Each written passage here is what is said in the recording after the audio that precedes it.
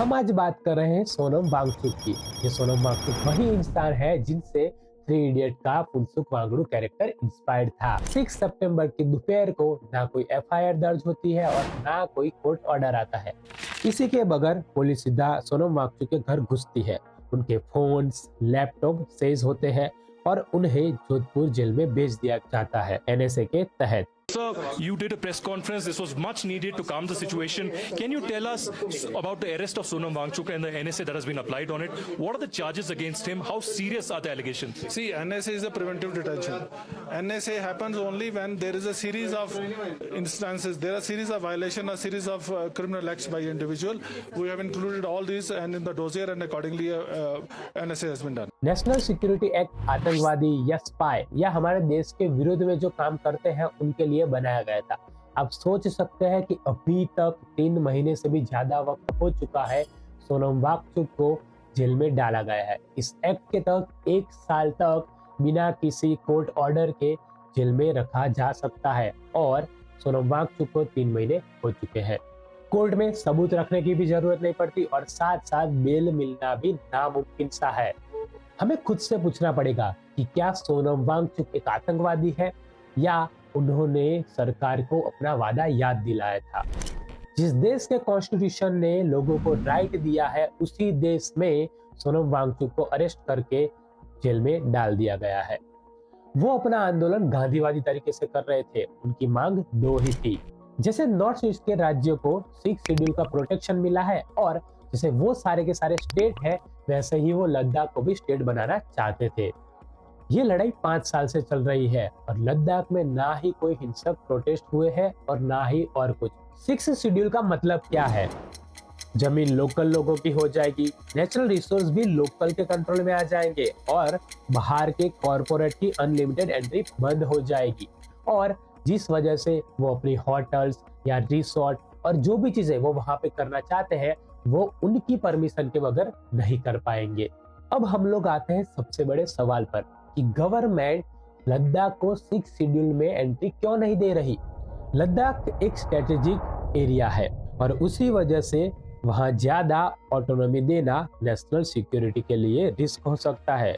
पर दोस्तों, क्या ये सच है कि ये एक बहाना? अगर हम ऐसे देखने जाए तो नॉर्थ ईस्ट के जितने भी स्टेट हैं ज्यादातर वो बॉर्डर से लगते हैं और उनकी बॉर्डर चाइना के साथ है या बहुत से स्टेट की बॉर्डर बांग्लादेश के साथ भी है। तो उन्हें स्टेट का दर्जा मिला हुआ है और वो सारे के सारे स्टेट 6 शेड्यूल में शामिल भी है। तो फिर लद्दाख को 6 शेड्यूल में शामिल ना करना, इसका कोई लॉजिक नहीं बन रहा है। 6 शेड्यूल में शामिल करने से वहां के लोगों को राइट्स मिल जाएंगे और गवर्नमेंट वहां के लोगों को पूछे बिना नहीं माइनिंग कर सकती, नहीं सोलर पार्क्स बना सकती और ना ही टूरिज्म प्रोजेक्ट बना सकती है और दिल्ली का डायरेक्ट कंट्रोल इस वजह से वहां से चला जाएगा। लद्दाख कोई आम जगह नहीं है। यहाँ रेयर अर्थ मिनरल है जो फ्यूचर टेक्नोलॉजी, बैटरीज और क्लीन एनर्जी का बेस है। यहाँ सोलर मेगा प्रोजेक्ट प्लान किया जा रहा है और 6 शेड्यूल के बाद लोकल लोगों की इजाजत के बिना कुछ भी पॉसिबल नहीं होगा।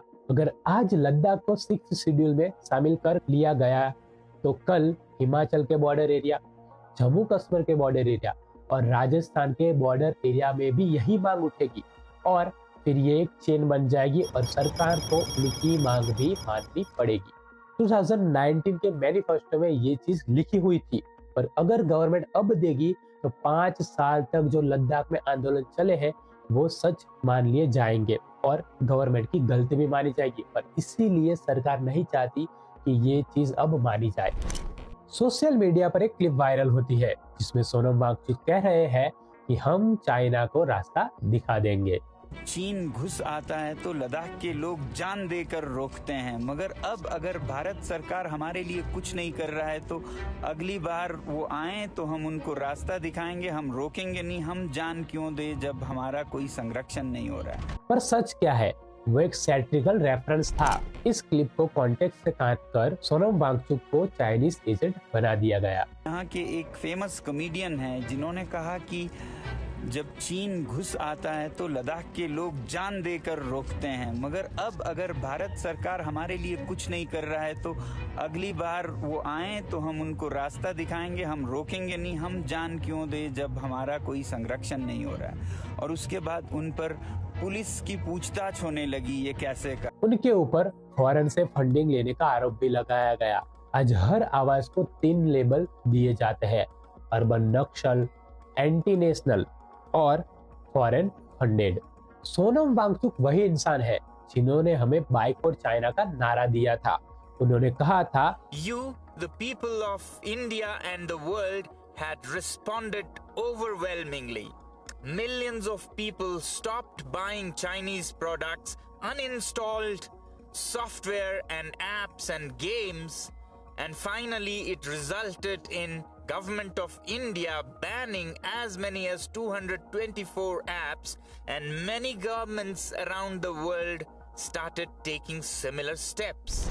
1996 में लद्दाख के 95% बच्चे फेल होते थे। आज वहां पे 75% बच्चे पास हो रहे हैं, और ये सोनम वांगचुक के एजुकेशन मॉडल की वजह से। आज जिस जगह सोनम वांगचुक खड़े हैं, कल वहीं कोई साइंटिस्ट, टीचर या स्टूडेंट होगा, और ये हमारे साथ भी हो सकता है।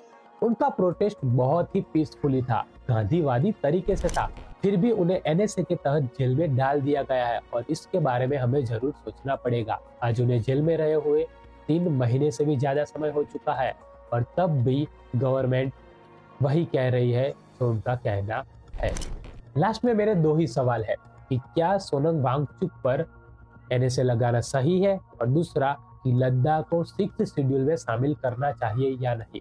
एक देशद्रोही क्या आर्मी के लिए काम करेगा या बॉर्डर एरिया को स्ट्रॉन्ग करेगा और देश के लिए ग्लोबल अवार्ड को भी ठुकरा देगा? मुझे तो नहीं लगता। आपको क्या लगता है, मुझे जरूर बताइए। इस वीडियो को जरूर शेयर करें, क्योंकि अगर मीडिया आवाज नहीं उठाएगी तो हमें हमारी आवाज उठानी ही पड़ेगी।